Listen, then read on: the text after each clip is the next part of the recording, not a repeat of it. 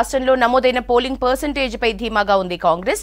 పెరిగిన పోలింగ్ శాతం మహిళా, ముస్లిం మైనారిటీ ఓట్లు కలిసొస్తుందని భావిస్తున్నారు నేతలు. 100 రోజుల్లో రాష్ట్ర సర్కార్ అమలు చేసిన పథకాల ప్రభావంతో డబుల్ డిజిట్ ఎంపీ సీట్లు వస్తాయని అంచనా వేస్తున్నారు.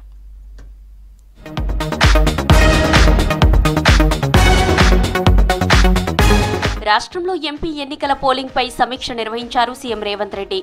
హైదరాబాద్లోని తన నివాసంలో లోక్సభ అభ్యర్థులతో పాటు అందుబాటులో ఉన్న నేతలతో భేటీ అయ్యారు. ఒక్కొక్క పార్లమెంటు సెగ్మెంట్లో నమోదైన పోలింగ్ సరళిపై విడివిడిగా చర్చించారు.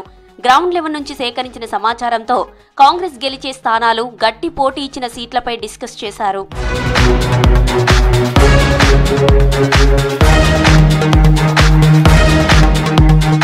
ఒక్కొక్క పార్లమెంటులో నమోదైన పోలింగ్ పై హస్తం నేతలు పోస్టుమార్టం చేశారు. గతంలో కంటే ఈసారి 3% పోలింగ్ పర్సెంటేజ్ పెరగడంపై సంతోషం వ్యక్తం చేస్తున్నారు. పెరిగిన పోలింగ్ కాంగ్రెస్ కు కలిసి వస్తుందని అంచనాలు వేసుకుంటున్నారు కాంగ్రెస్ నేతలు.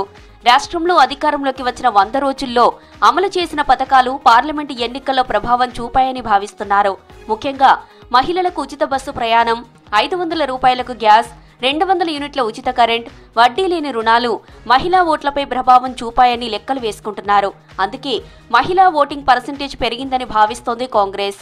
చట్టపరమైన సమస్యలు పరిష్కరించి 3 నెలల్లో 30,000 ఉద్యోగాల భర్తీ, కొత్త నోటిఫికేషన్లు వేయడంతో నిరుద్యోగ యువత తమకే ఓటు వేశారని భావిస్తున్నారు. రైతు బంధు డబ్బులు వేయడం, రైతు రుణమాఫీ చేస్తామని హామీ ఇవ్వడంతో రైతులు, ప్రభుత్వ ఉద్యోగులకు ప్రతి నెల 1వ తారీఖున జీతాలు వేయడం, పెండింగ్ డిఏలు చెల్లించడం, ఇలా అన్ని వర్గాల నుంచి అనుకూలంగా ఓటింగ్ జరిగిందని అనుకుంటున్నారు కాంగ్రెస్ నేతలు.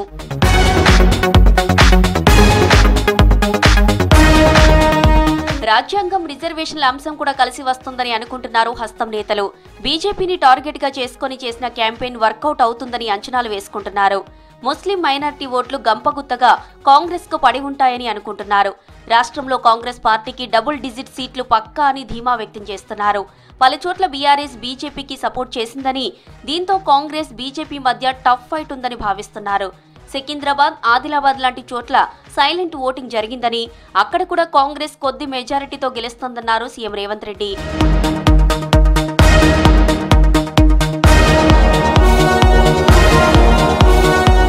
రాష్ట్రంలో ప్రధాన ప్రతిపక్షమైన బీఆర్ఎస్ ఒక్క సీటు కూడా గెలవదంటున్నారు కాంగ్రెస్ నేతలు. గులాబీ పార్టీకి గట్టి బలమున్న మెదక్లో కూడా 3వ స్థానమేనని అంచనాల్లో తేలిందంటున్నారు. బీజేపీ 3-4 సీట్లు, ఎంఐఎం 1 సీటు గెలిచే అవకాశం ఉందని భావిస్తున్నారు కాంగ్రెస్ నేతలు.